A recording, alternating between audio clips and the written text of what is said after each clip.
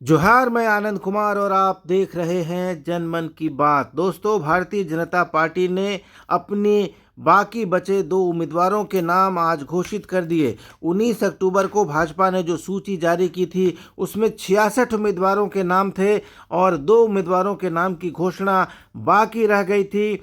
बरहेट और टुंडी सीटों पर उम्मीदवारों के नाम की घोषणा भाजपा ने नहीं की थी। बरहेट सीट पर झारखंड मुक्ति मोर्चा की तरफ से पार्टी के कार्यकारी अध्यक्ष और राज्य के मुख्यमंत्री हेमंत सोरेन चुनाव लड़ रहे हैं और टुंडी की सीट पर झारखंड मुक्ति मोर्चा के senior leader Mathura Mahto JMM की तरफ से उम्मीदवार हैं। तो बरहेट की सीट पर भारतीय जनता पार्टी ने गमालियल हेम्ब्रम को उम्मीदवार बनाया है। वहीं टुंडी की सीट पर बीजेपी ने विकास कुमार महतो को टिकट दिया है।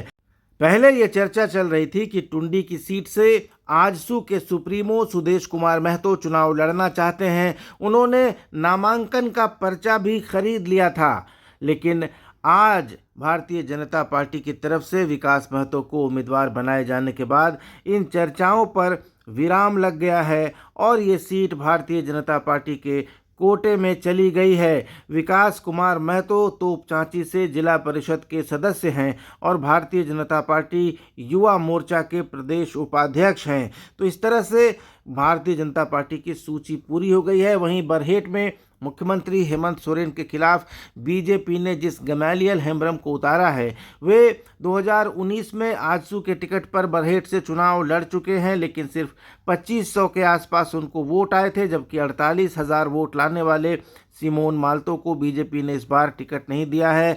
गमालियल हेम्ब्रम पहले पारा टीचर हुआ करते थे, उसके बाद 2019 के चुनाव में राजनीति में कूदे। आजसू के टिकट पर उन्होंने चुनाव लड़ा था, लेकिन इस बार भारतीय जनता पार्टी ने उनको अपना उम्मीदवार बनाया है।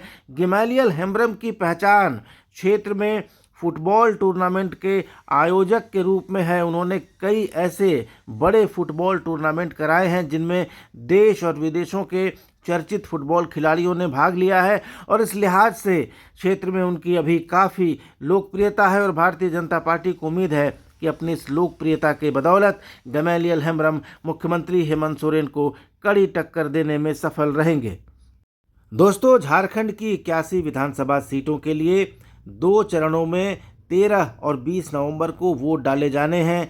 13 नवंबर को 43 सीटों के लिए और 20 नवंबर को 38 सीटों के लिए मतदान होगा। मतगणना 23 नवंबर को होगी और उसी दिन नतीजे आ जाने की उम्मीद है। मुकाबला इस बार झारखंड में काफ़ी रोचक है, क्योंकि इस बार 2 गठबंधनों के बीच मुकाबला है, जहां Bharatiya Janata party, AJSU party, Janata Dal United और लोजपा रामविलास गुट एनडीए गठबंधन का हिस्सा हैं। तो दूसरी तरफ इंडिया अलायंस में झारखंड मुक्ति मोर्चा, कांग्रेस और आरजेडी शामिल हैं। हालांकि पहले वाम दलों के इसमें शामिल होने की बात थी, लेकिन वाम दलों ने अलग से उम्मीदवार खड़ा कर दिया है। लेकिन पलामू की, विश्रामपुर और छतरपुर की सीटों पर कांग्रेस और आरजेडी आमने सामने हैं। दोनों ने वहां पर एक दूसरे के मुकाबले उम्मीदवार खड़े कर दिए हैं। लेकिन जहां तक एनडीए की बात है, एनडीए बिल्कुल एकजुट दिखाई दे रहा है। तो अब 13 और 20 नवंबर को होने वाले मतदान के बाद यह साफ हो जाएगा कि झारखंड की सत्ता इस बार किसके हाथों में जाएगी। दोस्तों, आप बने रहिए मेरे साथ, देखते रहिए जनमन की बात। धन्यवाद, नमस्कार।